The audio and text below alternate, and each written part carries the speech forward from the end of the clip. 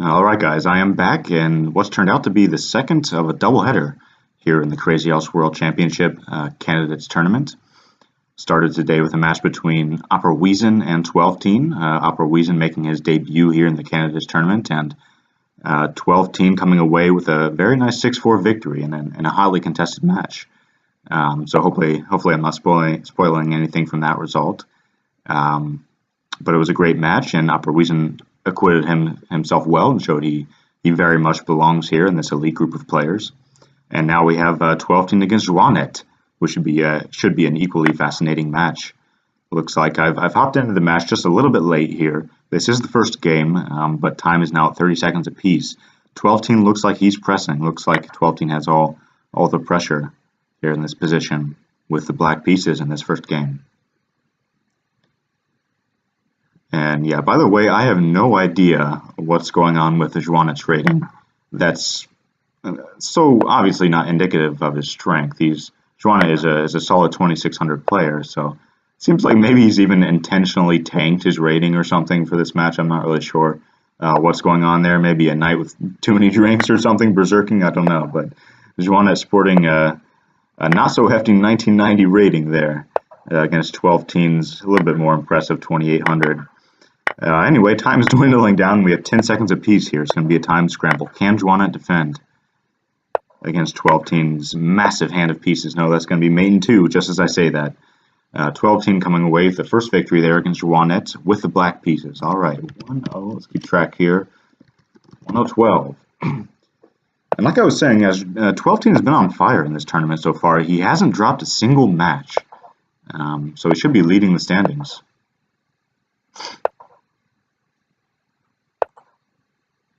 If you don't mind me, I'm going to hop over here real quick. Yeah, TwelveTeen is leading the standings with 3 points out of 3 games, or 3 matches, I mean, 3 out of 3. If we go to stats, here we go. Yep, 3 out of 3. There we are. Sorry about that. I'll stick on this page now from here on out so you can see the game as it progresses. And we've got TwelveTeen playing his favorite orangutan system against xuanet's e5, d6, and bishop e7. Okay, so solid here on the dark squares is xuanet, and neither player directly contending against each other in the center. There's yet no tension to speak of. White plus 15 seconds. Is there some lagging going on here? Could be.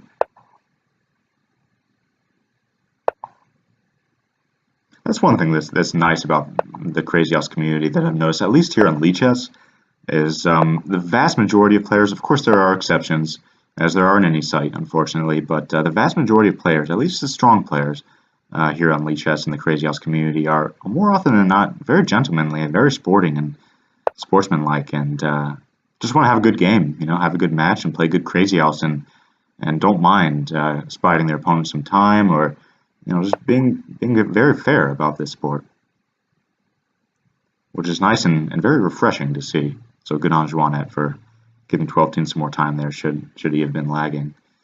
So anyway, so like I said in one of the past videos, actually, where TwelveTeen employed the same b4 and early dark square bishop fianchetto system, where he establishes these bishops, kind of these adjoining bishops on these long diagonals here, is it's kind of a contest between these two bishops and black's big center.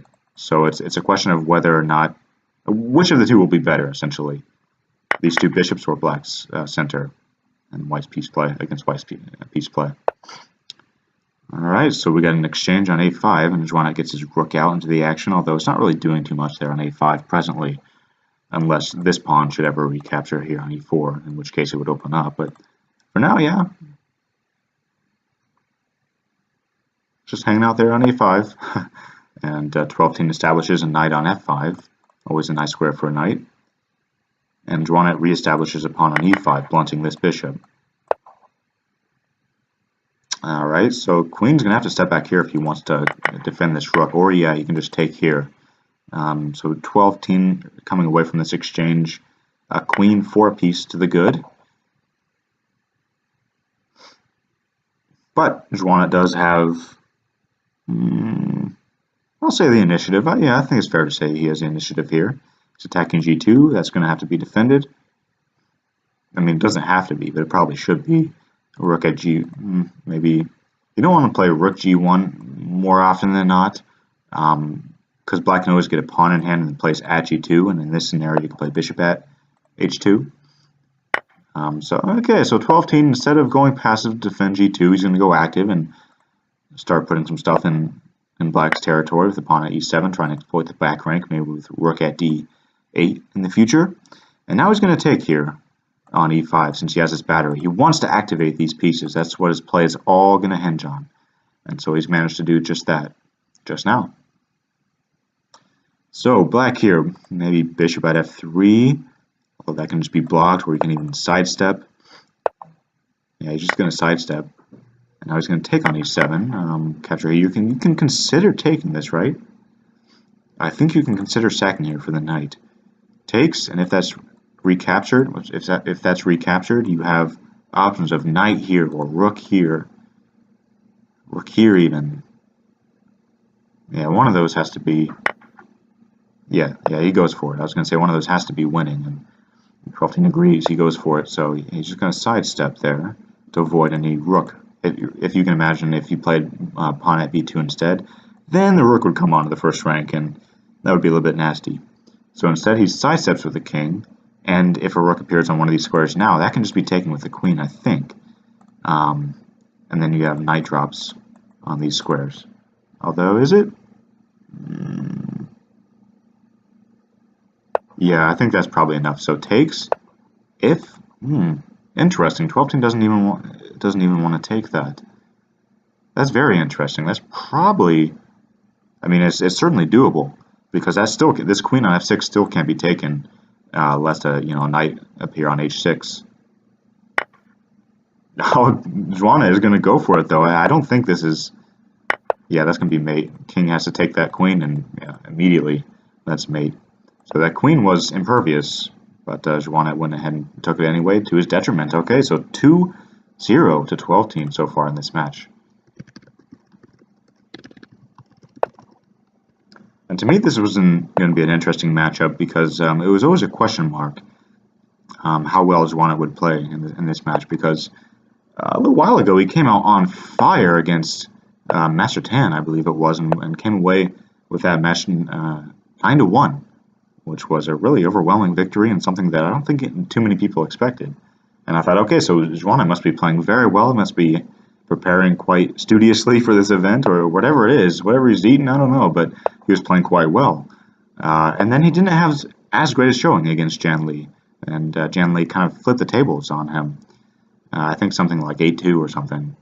And so yeah, xuanet's been kind of hot and cold, on and off, and I was wondering which one was going to show up today. xuanet is, of course, always capable of beating even the very best. And he's very capable of coming back in this match against 12-Teen from only 0-2 down. That's certainly a negligible or overcomable, anyway, deficit.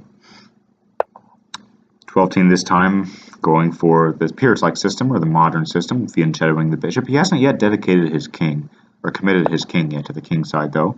This knight remains undeveloped on G8. And maybe he won't even castle kingside here. He can't easily anyway now, because the knight can't even get developed. And he certainly can't now after that sack has happened on F7. And this is interesting. I mean, it's skewering these two pieces, but he can block, right? Bishop at E6 to cover. Yeah, he does.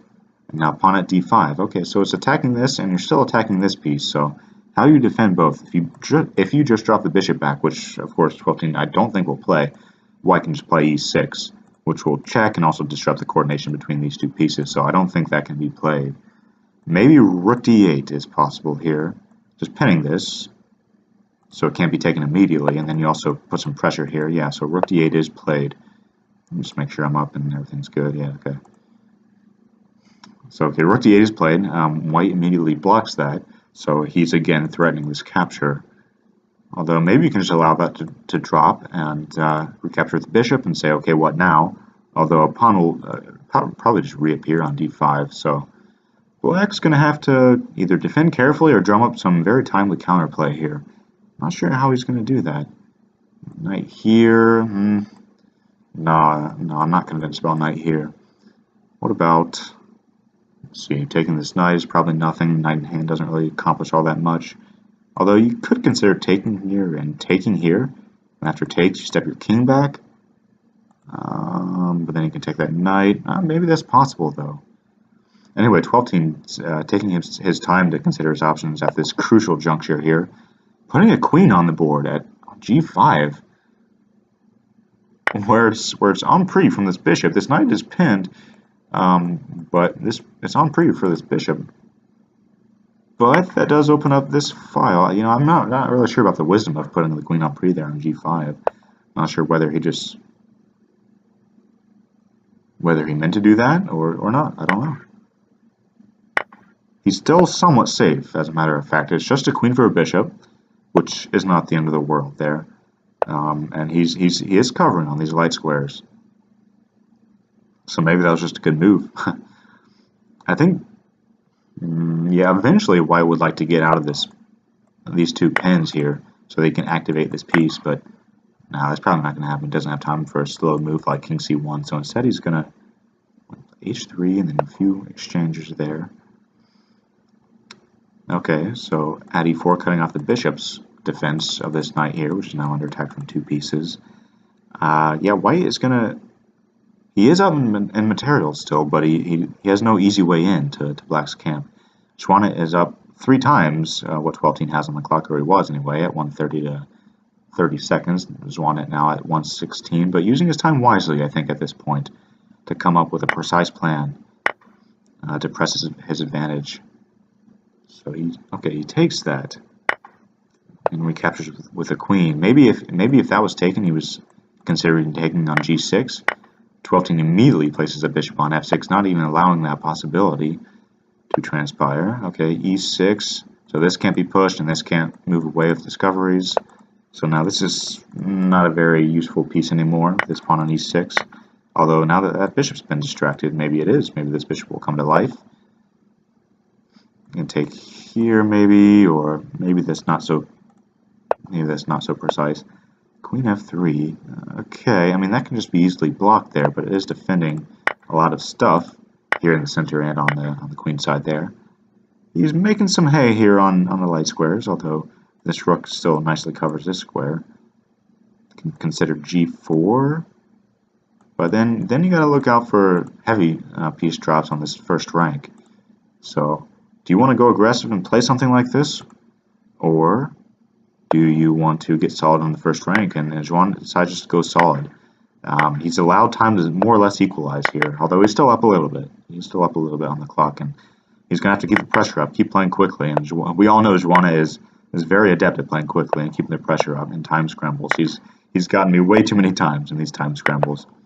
TwelveTeen has found a nice resource with a knight sack in order to get tempo here with this rook. This is probably mating, actually. Well, maybe not, but the king said, oh, that is going to be mating with the queen here, or queen here to mate. Nicely done from TwelveTeen to keep his head there, keep his cool under time pressure. So that's 3-0 to TwelveTeen.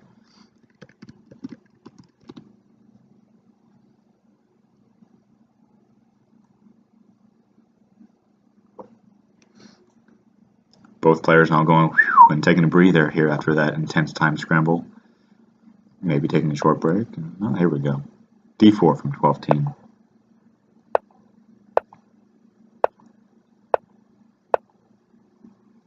Very standard d4, d5 lines, except for the fact that TwelveTeen this time has not yet developed his dark square bishop. Often you'll see it developed either to f4 in sort of London-like system or to g4 in something like a Trapowski, but this time he goes for the e3 and subsequently follows up with e4, breaking up the center a little bit early. Okay, so that's an interesting way of playing.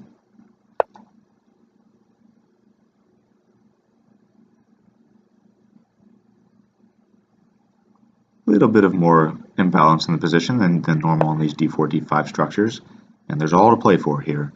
Everything to play for in this position. Lots of life in this position.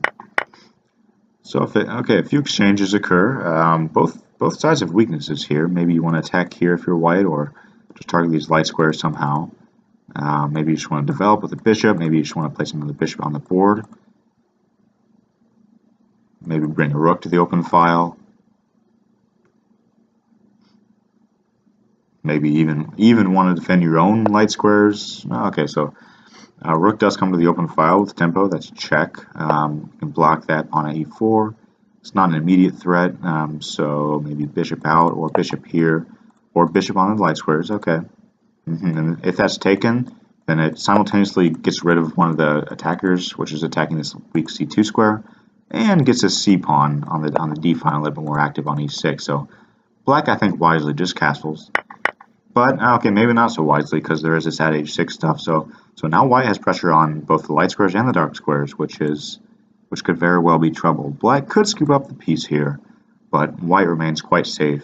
He can take that with the bishop or the queen, or I was going to say maybe pawn at g7, because if the rook comes and that's mate, you can take that takes and rook at h8 mate. But he goes for pawn e7 instead. Okay, so takes. If you take that, then probably takes bishop here or something. But I don't know. Is this as clear as at g7? So bishop at f6 was his idea. Pinning this, you saw this very useful rook on the open file. So this was in fact a very useful maneuver. So how do you defend this? If okay, so he's going to capture there on d4. That momentarily defends this piece, but after takes, is black going to try to go on some desperado attack with a knight drop or something? I don't see that working. Knight drop here, I don't see that working either. Although a knight drop here would get rid of this rook, I suppose. Takes, queen takes, but then the queen's on the file, so I don't know. You can just take here, I believe. Takes, maybe his plan just to take on it on g2. Maybe that's a little bit dangerous, because black has a lot of minor pieces in hand, and if you allow this pawn to drop, so f takes g2, and a knight to appear on h3, then yeah, that could be very dangerous, for sure. So 12-10 instead, he's going to take on e3, e7 immediately. Notice this knight crucially defends f6 square, otherwise that would be very close to mating. With the knight appearing here, king steps in, the diagonal piece there would mate. But the queen steps up to f3, disallowing anything from appearing on h3 to draw the king out. Notice black doesn't have any heavy pieces in hand, which is crucial, of course. So in a lot of variations, you can allow this queen to drop, so long as, first of all, you don't allow this king to be drawn out with tempo, and so long as you maintain the initiative. So this queen can often be lost, and you can still find mate on black's king. So what's xuanet's solution here? Okay, so you can't allow that to drop with a check. If you take here, queen takes. Okay, so that's a pretty nice solution there. I like that move from xuanet. There's a lot of stuff hanging here. This is a very complex position. Probably a very tactically concrete solution is called for here. Takes on f8. Okay.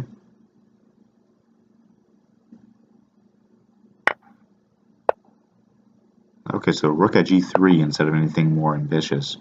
Rook at g3 covers this square, covers this, and does so with check.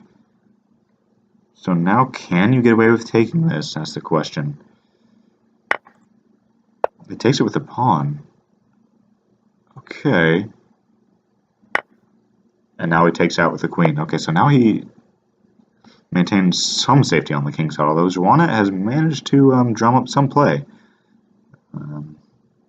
Some safety and some play. Guess it's hard to evaluate. But he's going to have to make a move here. He's going to have to make a move. 15 seconds. He's going to capture that. Is he okay? So he was going. If that was taken, I think he was going to sack on g7. That's why I took with the queen instead. And now, what's your plan here? 5 seconds, 4 seconds. xuanet is probably going to come away with the victory here.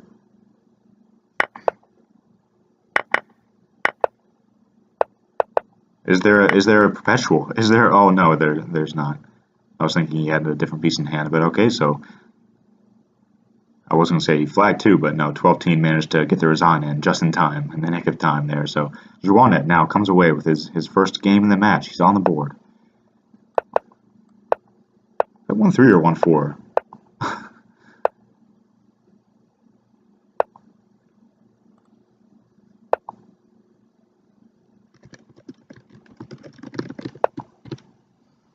Yeah, I'm not sure if that's 3-1 or 4-1. I think it's 3-1. Anyway, we're going down the same Pierce-like line, or modern, or as Simon Williams might call it, the Tigers modern, right? With this A6 push in conjunction with this fianchetto. Okay, so confirm this 3-1 to 12-teen now.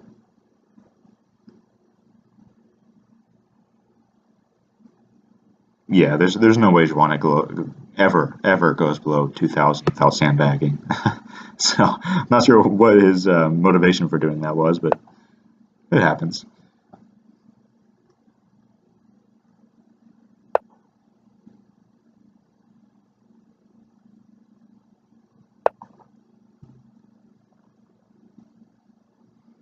But either way, it's not really a big deal. It's just kind of funny. Alright, so xuanet is pressing in this game on the light squares. Has he given up a little bit of material to do so? Yes, I believe so. So black is up a little bit of material, but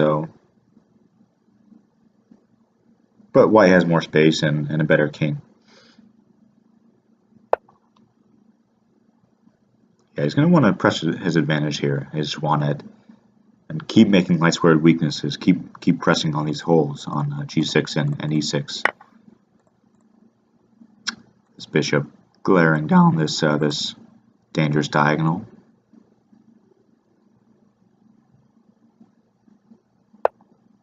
So the queen comes out, threatening this square, g7. Maybe just block that with it, or step your queen out, and defend that square thusly, or do you want to block some other way? I was going to say maybe bishop at e8, but no. Queen e7 is chosen, and f5 hangs with check. So now you want to bring this knight out, or do you want to block, or do you even just want to move your king? So he blocks at e7, okay, and this knight comes into the fray. xuanet playing with a sense of urgency here and a sense of aggression and getting all his pieces into the fray with tempo, and he's done well to convert what was initially a very nebulous attack into something a little bit more menacing. He is still down material, but he does indeed have 12 foot have 12-teen here on the back foot.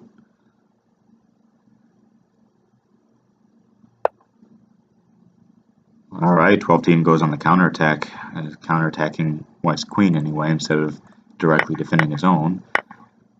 So we have a queen trade here. You can't take that with either knight, because queen at f7 is mated with this bishop on that square, of course. That's going to be a very long-term dangerous piece to be wary of. Can you take this with the king is the question.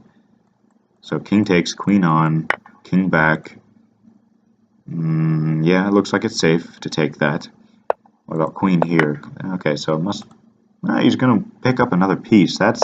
He probably didn't want that to drop.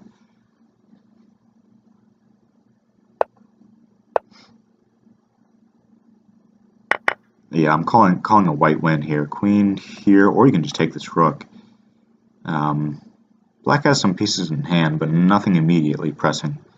You can play here, king there. Is there anything super solid there? No, maybe it's best just to take this rook, take the material. Maybe you want to put a knight here. Maybe that's indicated. Knight here, king, let's say steps to d8. Take this rook. I don't think that's anything terribly impressive. Yeah, this is a fairly crucial juncture, I think. I think white is certainly better, but the way he prosecutes this advantage will be telling. Okay, so he scoops up the rook here. He's satisfied with the material for now. He is still threatening stuff like knight at d5, and now he's also threatening this bishop. So that was a wise decision, I think, here. And 12-teen is going to be hard pressed to defend with 30 seconds. Yeah, that was certainly a wise decision, because 12-teen now is going to have to spend his time figuring out a good defense, but yeah, I think he's too weak, already too weak on the light squares here. Knight does appear on d5, so you can't let this hang, so you have to do something with check. Is there some sort of mate with rook here and queen? No. So queen just takes here. You have to, ooh, that's nice. You have to take that with the queen. If you take that with a pawn, queen's going to appear here. Now that's mate. He's hung mate. This knight f3 was an amazing resource, which xuanet just missed. He was clearly winning there. He must have been clearly winning, but TwelveTeen, props to TwelveTeen for coming away with the win there in the most dire of straits and flipping the tables. Wow. Okay, so that's 4-1 TwelveTeen. And that must leave xuanet reeling.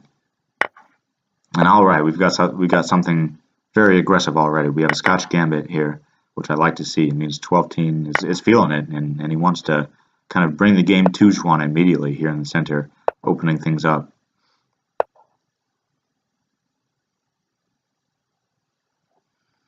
So halfway into this match now, 5 games played, 4-1 TwelveTeen. I like this choice with the Scotch game. It's fun to watch these Scotch games. Don't necessarily like playing them from either side myself, but they're fun to watch.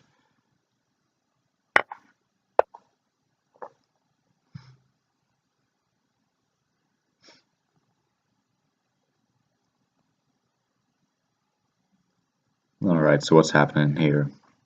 Where it comes to the open e-file again, that's blocked on e5. White's king side is a little bit weak, but black's king also remains in the center under some substantial fire in the long term. It wouldn't find too safe a harbor on the king side either, with h6 always a possibility, but black always has like knight drops on these squares and such. And this queen is glaring down on g2. This knight is now active on e4. So yeah, I wouldn't be too comfortable if I were white here, but both sides have play, for sure. Alright, bishop on f3, pinning this knight, which is actually a kind of nasty pin. I kind of underestimated this. But even if you like defend this with, say, a knight or bishop drop, bishop at g6, you can play d3 if you really want to. If you really just want to win this piece, you can play at d3. Then at d3, probably knight takes f2 or something, right? It takes... I don't know, knight I can't even move because even... Well, maybe that's possible. But anyway, they didn't go for that continuation anyway, so I'm not going to bother analyzing it. The point was that the knight was on the queen, but... So anyway, they've gone for something a little bit different. This rook opens back up on this e-file, and I think white is probably going to get the better out of these complications. You can just win the queen straight up if you really want to with bishop c6, right? With a discovered check. Maybe bishop here, knight takes, rook takes, knight takes, and you get 2 pieces for the queen. Is there another follow-up? After all that, f takes g, and then I'm not sure. He doesn't want to go in for that line, so plays knight f3. He just wants to drive this queen away from the file, maybe, because then a bishop here would be a double check. Okay, so now he's going to take. Yeah, I like white here quite a bit. Do you want to take here first? Probably take here and then deal with this tension. No, he's not going to do that. He's going to take here straight away. Take with a rook, perhaps. If takes. Is there something like pawn drop here? And then you kind of can't move your king to h1 because a knight drop here would mate. So he's probably planning on this. But then you throw in this intermezzo. Takes. Bishop here. Yeah, you can't sidestep, so you kind of got to take that. Now knight at g4. It's somewhat dangerous, but is it enough? King here, rook here, king steps back, and what's your follow-up? Okay, so we're just going to go to e1 instead. So you can't put a rook on the first rank, but that can just be blocked with bishop at f1 probably is his plan. Rook here, bishop f1, takes, and there's nothing.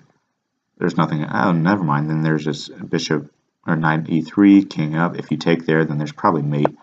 White, you can't allow white to get that tempo. It's going to block on g1 instead, but that allows takes bishop here, right? Although again, yeah, it doesn't really matter. Even if you scoop up like this piece on g1 or whatever, you can't allow this to drop really. Well, if you give white another knight, you can't allow that to drop. So I wonder if it's... No, I don't believe it. You can allow that to drop because the queen is open here too. Yeah, so you can't take that. I think white's just winning this. Black doesn't have enough.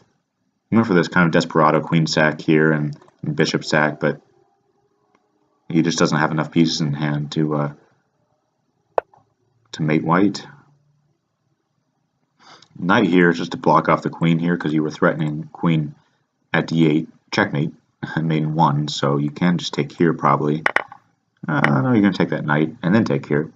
Okay, that makes a bit more sense because then you have a knight in hand, and the knight can't take here, which would cover the d8 square anyway. So now you can just drop a knight and drop a queen, and this must be mate, and like probably mating bishop here, king here, pawn here, takes mate, or just knight here immediately mate.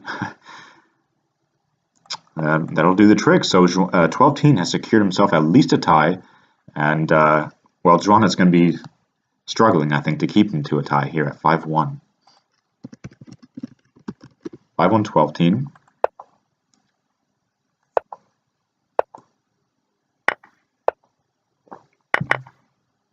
And you know what? I think TwelveTeen continues to be the hottest player in the candidates currently. Because if he manages to win just one more game here, he will have gone 4 out of 4, which is incredibly impressive in this field. Incredibly impressive. But anyway, yeah, let's not call this match just yet. TwelveTeen has secured himself at least a half point, and he has all the chances in the world to convert this into a full point. But again, let's not count xuanet out here. Let's see how he changes up his openings to fight back.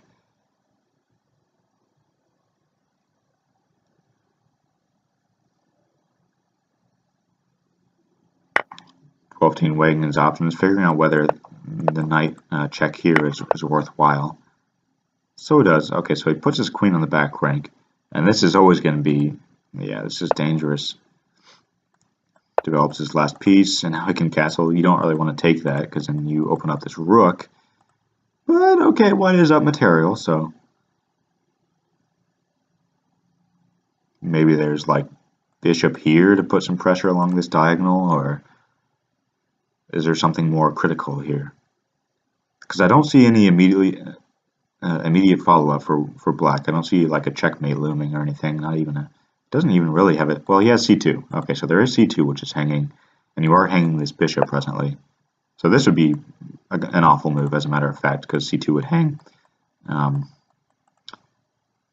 Maybe bishop at c4 was a little bit better because you can allow that to drop it as long as you get pressure here. But he goes for e7 instead. I'm not sure why. I'm really not sure about that move. I'd have to take another look, but okay, so now you can take c2 with check. That can be blocked easily, of course. So TwelveTeen is looking for a little bit more, or something a little bit more aggressive, perhaps. I think taking there is probably your best option. I think white is actually better here. So maybe my evaluation of this knight f2 and queen at d1 idea wasn't entirely accurate. Maybe it wasn't the best, because I think, I could be wrong about this, of course, but I think that white stands a little bit better here. He can block these checks easily. Black doesn't have anything else, and white has all these pieces in hand to create some threats on black's king, which is only defended by this single piece, really. I guess this piece does cover the pretty critical e7 square, and he has this rook over here, but otherwise his position is fairly bereft of defense, it seems to me. At d4. At d4. I mean, okay, so this blocks this diagonal, but I don't know, that can just be taken. It can just be taken if you take, then that a bishop on here, but he's... Okay, bishop at g5 instead. There must have been something more critical than at d4, right? I think there must have been some kind of... Well, maybe knight here check isn't doing much. Knight here takes, rook here, king up. Maybe it's nothing. Maybe it wasn't enough and he thought he just had to defend the c3 square. Okay, so he allows us to drop. King's going to step back, and so black, of course, is dominating the dark squares, but he has no way to break through on the light squares, and the king is on a light square. So how do you defend both of these spots now? 12-team doing well to keep his initiative alive here. Doing quite well with very limited pieces in hand. He has 6 pawns. He did have 6 pawns. He has 5 pawns now to do something with, but yeah, I think it stacks up poorly against White's pocket brimming with all these pieces.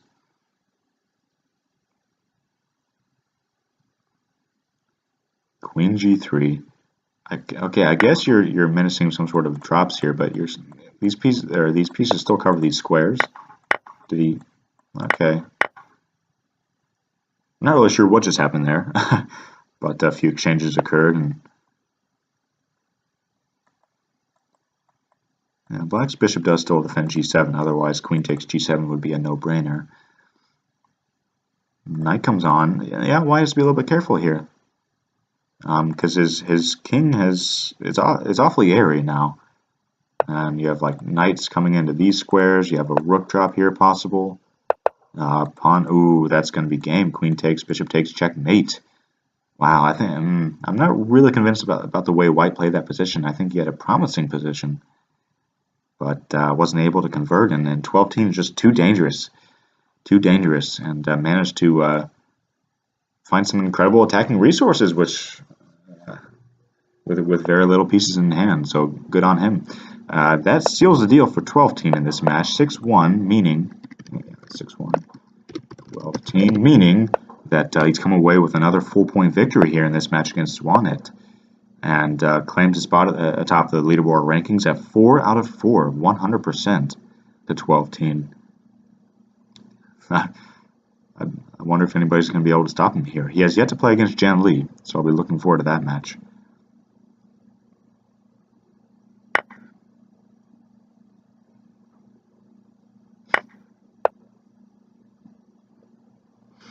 Okay, going for d4 opening again here. No, I misspoke. E4. We had a French. My mistake. Sorry, I was daydreaming there a little bit.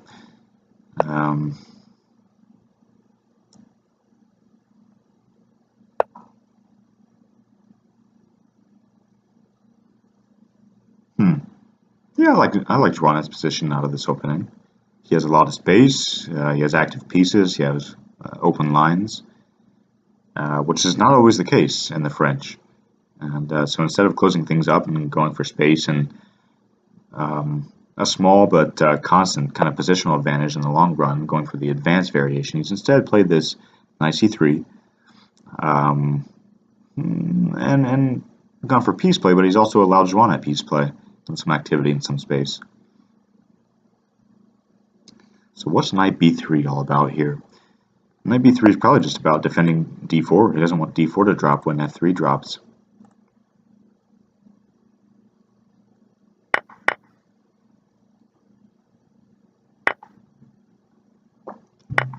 And if you're black and you force a move like knight b3, oh no, oh no, he fell for the oldest trick in the book, that double check discovery there, which was, oh man, that's got to be painful to fall for there. xuanet missing that cleverly hidden tactic there.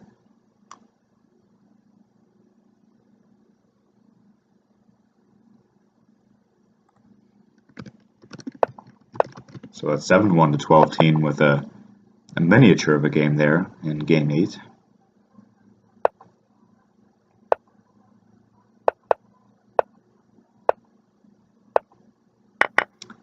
xuanet now playing this early fianchetto, and again we have something of a symmetrical Grunfeld. I guess is what I've been calling it, with both sides fianchettoing, both sides castling king side, and both sides establishing a pawn on d4 and d5 respectively. So instead of straightening out the pawns and making things symmetrical, he's recaptured on d5 with the knight instead of this pawn, which I kind of like that decision, just to unbalance things and get his knight a little bit more active and open up his bishop. So I do like that. You give away the possibility of having had this pawn on d5 instead, which would control some very important light squares, but I think that's a pretty equal trade-off, getting this knight exchanged and creating some balances and opening up this bishop and such for those considerations. So the knight appears back on d5.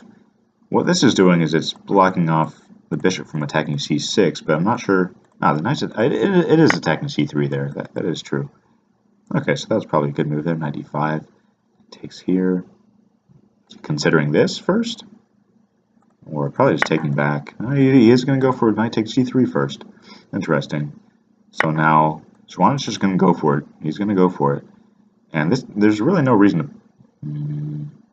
Maybe there is a reason to play this if you don't capture the queen immediately. Maybe you just want to take here first. Yeah, he is going to take there first. So we got a pawn for that piece, but I don't know. The threats remain. This queen is going to have to find a square to go to, and it does. But you have some pressure on the light squares here if you're black. It was probably a good practical play from him, inserting this nice c3 intermezzo.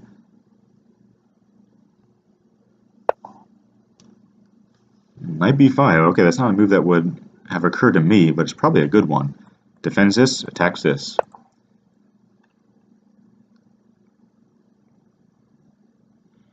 Okay, so now you're threatening to take here, and that cannot be recaptured because this queen pinning you up. Just kind of lurking on this diagonal, which if you're not careful and you allow this to drop, then all of a sudden you're wondering why you can't recapture, and you're worse all of a sudden. So you're going to take here first, bishop takes, and then he's threatening stuff here. So is there something wrong with just taking here straight away? Maybe you can even, yeah, that's the idea. If takes, you can play pawn at g6, and if that's taken, then you take here, and that's going to make king there, queen here. He's just going to take there straight away. I probably would have played at g6 first, and trying to drive the bishop away, but okay. So he goes for this knight takes e2 idea first, and now he activates this knight. Okay, so that was his idea. I do like that. White's going to have to come up with something very precise very soon. Otherwise, he's just going to get crushed on the light squares here. If you move it, like if you just defend the bishop, like queen here or something, knight takes, queen takes, pawn here, queen takes, bishop here, and if you move the queen away somewhere, then knight here, and you have to take that, bishop takes, and then you always have queen drop mates, and I don't know, it's going to be too much. So if you just move the queen away and allow this to drop, I'm not convinced that you're surviving that. So you have to come up with something solid here. So he's just looking at stuff along these light squares. Absolutely. That's his only chance here. Pawn here, is that anything?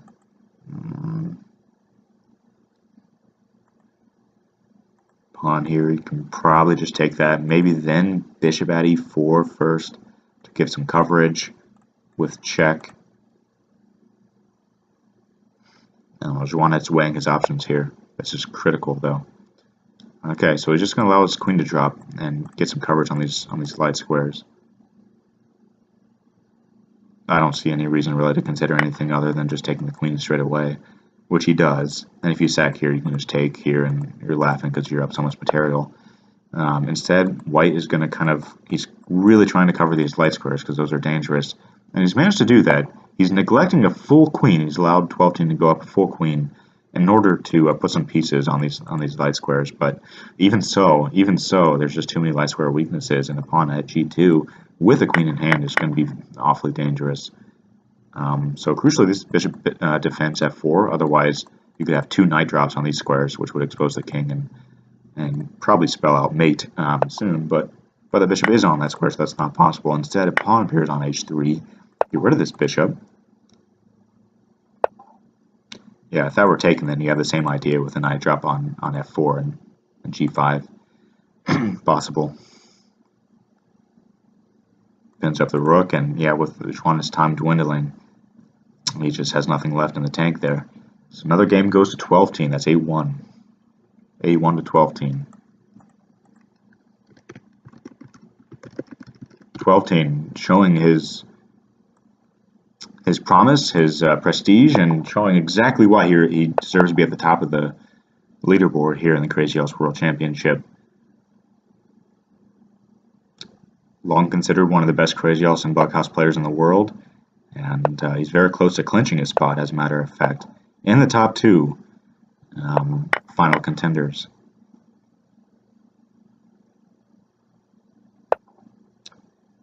Alright, so we're going for something a little bit different this time with an early a4 push, dissuading xuanet from going for this b5.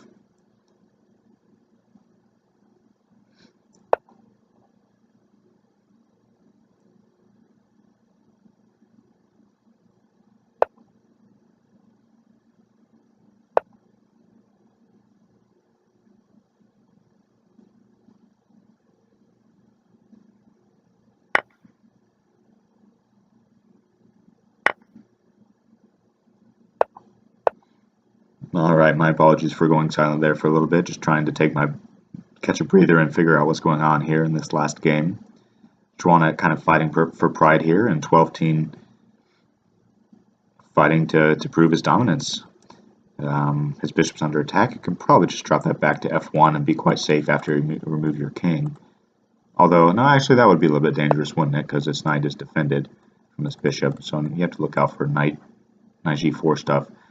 Bishop at g3 is about covering the f2 square, for if a knight comes in, you can drop the king back, and then a pawn at f2 could just be taken by this bishop. So black, instead of taking here, oh, he couldn't take there, that was pinned, of course. He just castles to get out of that pin, and now you can save this bishop.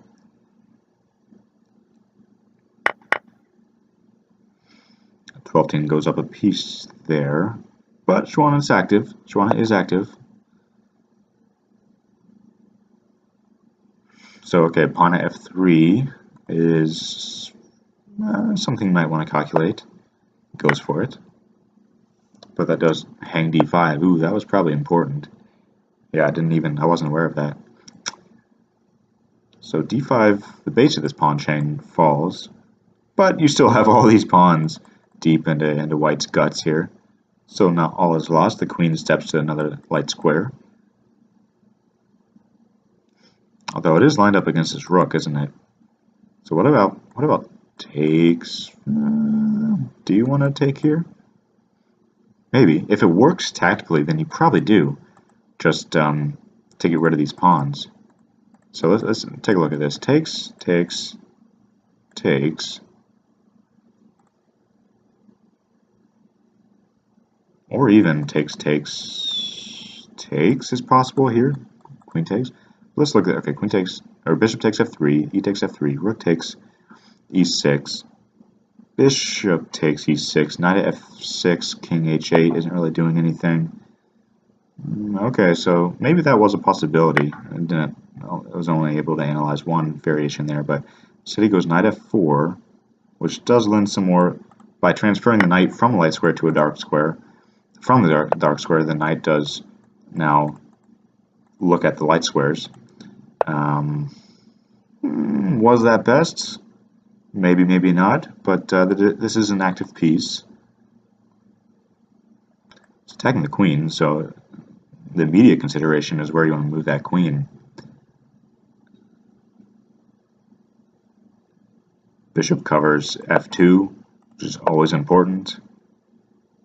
You're just going to cover up on that square by placing a knight there. Okay.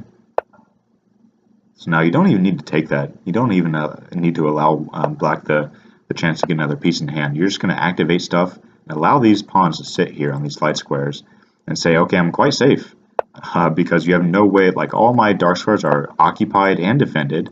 I have two dark square bishops. I have a queen on a dark square. My king's on a dark square. You have no way through, which is essentially what is contending. So in the meanwhile, while black tries to find a way through, white is going to, I guess, be a marauder with its queen, looks like is its plan right now, just scooping up some pawns on the queen side. Okay. Still a game, still a game. Capturing on e4, ooh, that's bold.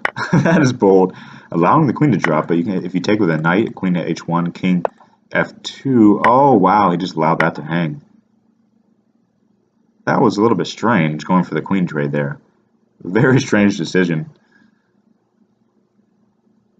Well, anyway, okay, so that decides the match, and 12-teen ends up the match with an 8-2, very convincing 8-2 score. xuanet fights back there with that little tactic there in the end, queen f1, and manages to push through for another victory there to bring the score to 2-8.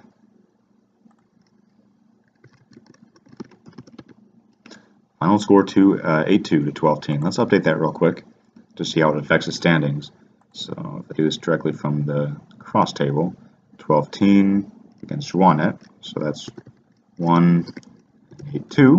Do the same for xuanet against 12-teen. That's 0 to 8. And okay, so take a look at the stats. 12-teen is now on 4 out of 4, 100%. That's crazy. And again, at the top of the standings. So yeah, 12-teen on 4 out of 4 has now leapfrogged past the rest of the contenders here. It's in clear first. Nobody even close, tie breaks or anything. So good on 12-teen for putting on a very convincing performance again today, with 2 victories back to back, doubleheader from 12-teen, proving he's one of the best, guys. He's here to stay, and I think he's making a strong claim to be one of the final 2 challengers for the world title. xuanet, on the other hand, commiserations, man. You played a good match, and I'm sure you'll be back. So I'm going to cut off the recording here. I hope you enjoyed that match. Catch you later.